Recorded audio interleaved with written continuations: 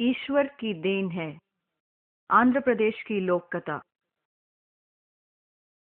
आंध्र प्रदेश के एक जमीन पर एक दानशील राजा राज्य करता था।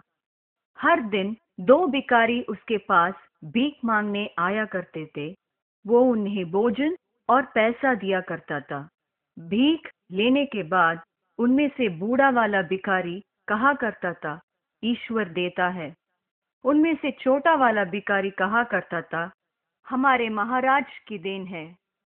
एक दिन राजा ने उनको पहले से अधिक धन दिया, जिसे पाकर बूढ़े भिखारी ने खुशी से रोते हुए कहा, ईश्वर की देन है।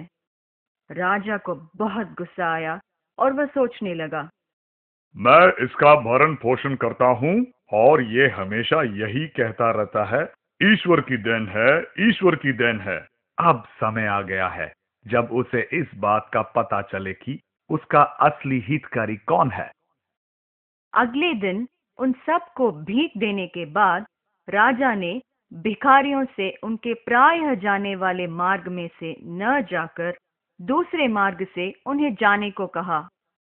राजा ने इस बात का ध्यान रखा कि जो भिखारी हमेशा उसके गुण गाया करता था, वह उस मार्ग से पहले होकर जाए।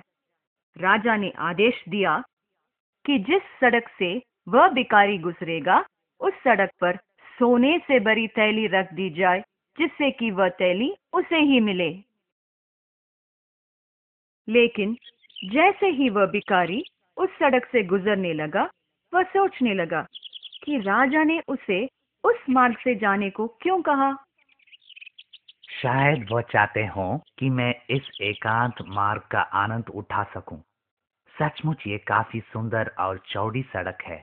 इसमें तो आंखें बंद करके चला जा सकता है।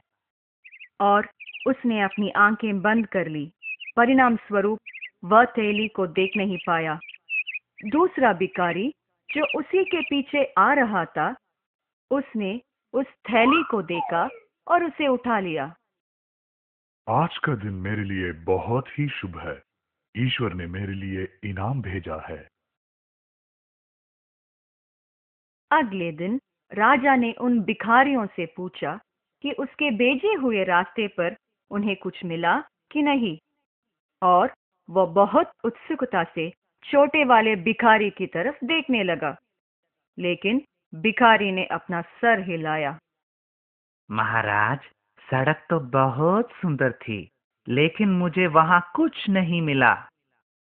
लेकिन मुझे वहां सोने से भरी थैली मिली। ईश्वर देता है। राजा ने अब इस बात का दृढ़ निश्चय कर लिया कि वह बूढ़े वाले भिखारी को ये दिखा कर रहेगा कि वह उसका असली पालन करता है।